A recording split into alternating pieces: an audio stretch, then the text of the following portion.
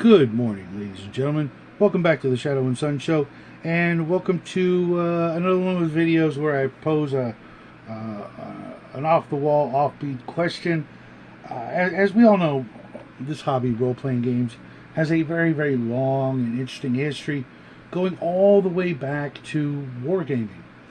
You could say chainmail or other things prior to that, but let's just go with the premise that it all kind of started with chainmail and evolved since then. I've also noticed that over the last, let's just say this year, some of the bigger YouTubers, dungeon tubers, if you will, have decided to go back to the roots, their beginnings, or the beginning of the hobby, at least with wargaming. And I'm wondering, is that a natural progression from, the beginning all the way full circle back to wargaming, or is it that maybe wargaming actually opens up avenues of adventure and gaming that just are not fulfilled through role playing? I've been talking about domain play and higher level games and things like that inevitably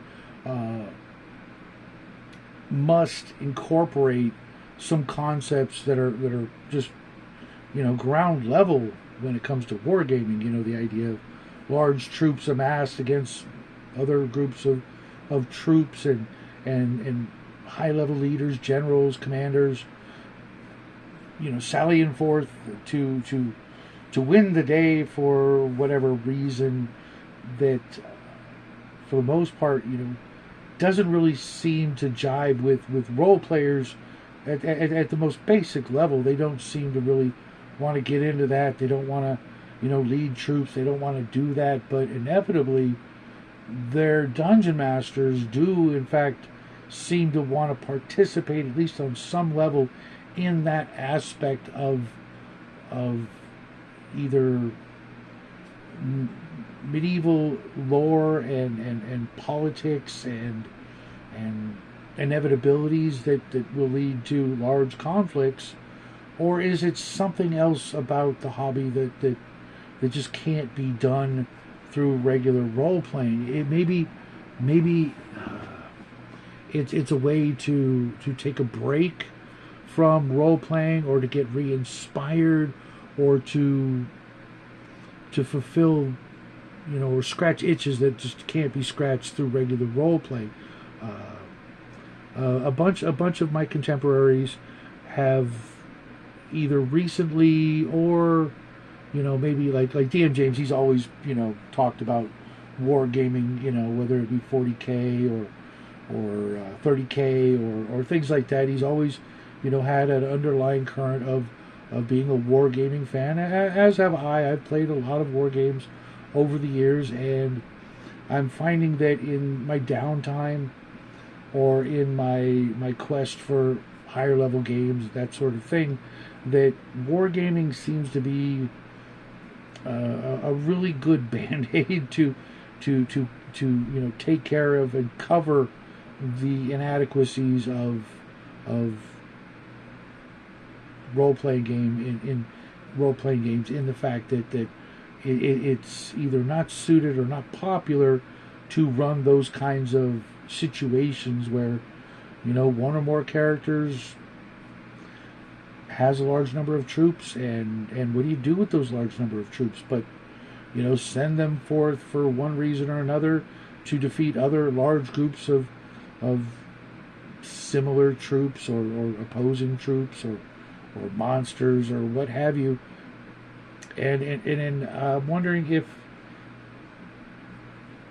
that's like the only way we can kind of mesh the two desires, to have great role playing games, but at the same time to have role playing games that go to that next level, whether it's high level play or domain play or things like that. What do you guys think out there in TV land? I know not everybody I game with is a big fan of where the two meet, and would prefer to just go adventuring. Sorry, that's my dog again. Just the next adventure, the next adventure. It's just about us. We're the heroes. We're the solution to the problem. Not let's raise an army to solve the problem. Hold on, I'm going to squeeze the breeze here just so the little guy will be less annoying, because whatever it is he's barking at is obviously not a threat, or you'd hear a completely different tone. He has a completely different growl and bark when there's something serious. That's his go away bark, not his I'm going to bite your face off bark. But in the comment section below, folks, let me know what you think. Are you above that, below that, somewhere in the middle, looking forward to that? Or is it just a completely separate hobby that have some similarities, and you can get into one separately and then the other, on the other hand, separately, and never the two shall meet? Let me know what you guys think about this topic in the comment section.